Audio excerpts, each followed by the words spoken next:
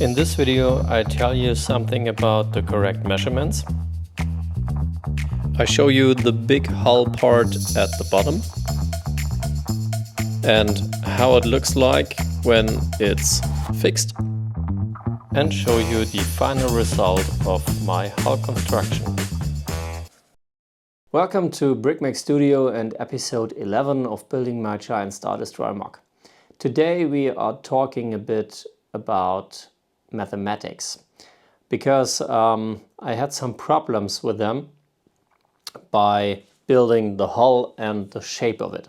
So I want to share with you my knowledge I have right now, so you don't have to think about it. When I was building in the back the hull part, then I realized that something was wrong with the shape. And I stretched here in the front once again 4 times, opening, closing, stretching again, and so on.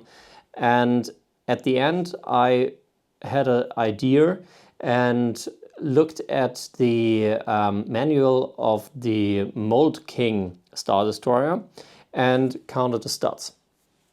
And the result was, and I realized it here too, that when you have a width, and in my case from the outer part here in the back till there, it's 110 studs.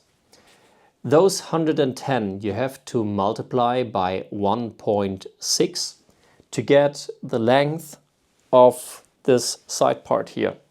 In my case it's 177 studs. And for the shape you need, you have to count half of the width, which is 55 in my case, and multiply it by 0.25. So in the result it's 13.75 bricks in the height. But counted from the top of this part here, because when you look at it, then from here to there, in my case, it's 6 bricks and 2 plates, and on top of them you have to count another 13.75 bricks, and in the bottom direction also. So in total for the hull you have 13.75 multiplied by 2, it's 27.5, plus my 6 bricks and 2 plates for this part here. So in total I have a height of 33 bricks and 2 plates. And hopefully this will be the perfect shape in total. If it's not, you will know in one of the next episodes. But at the first, you will see it right now when I turn around the ship.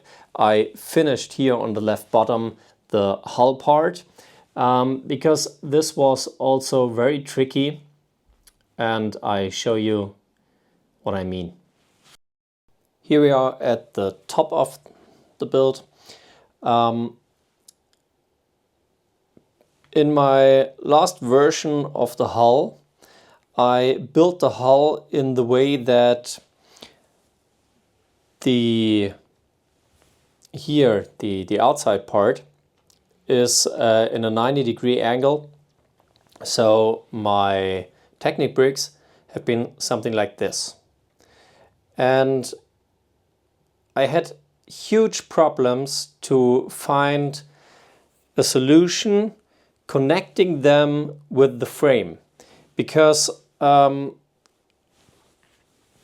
connection like this didn't work. So I had to twist twice, twisting in this direction and also twisting in this direction. And it was for me impossible to find something that was also strong enough. And so I decided to rebuild the hull in the same direction with the frame like here, the flooring. And so now it was very easy to connect the hull once here, there, and here in the front, just by using those Technic lift arms and connecting them in this way to the hull. And then you just have to find the right position in the lift arm and maybe in the frame so that it's strong connected. And here in the front, because I had to turn in 90 degree, I used these parts here. I think they are very, very helpful. So it's a Technic lift arm with holes on two sides. And I put it here so I could turn for 90 degree and fix it. Another benefit by stretching the ship, I think in the last step, for another 14 studs, I have now more space here inside. So I had been able to insert another big frame here in the front, and also in the back I was able to insert this frame here. And at the moment it's a bit weak, but I think that it will get much stronger when the flooring is on top. I told you in one of my previous videos that I inserted those 3L Technic pins here, and those are now absolutely perfect to connect the hull. And I have those here on many places, so I have different points to connect and can change them every time. And if you need a distance, then you can insert just it's a 1x1 Technic lift arm. You can insert it here so you have one distance, and then it's working absolutely fine. And now I will show you the result from the side so you can see the hull connected to the frame. From this view you see that the shape is meeting nearly perfect the green help line I made at the bottom. From this perspective you see here the beautiful shape and also this little cut for the door. Maybe I have to go here a little step more into the back, and here also I have to think about what I shall do to close this gap a bit more. Maybe coming up into the front for, I think 1 stud, or having something here that is covering it. So I don't know, and we will see, but I think that's the right way. And I am very excited about when I will finish the upper part, and especially also the back.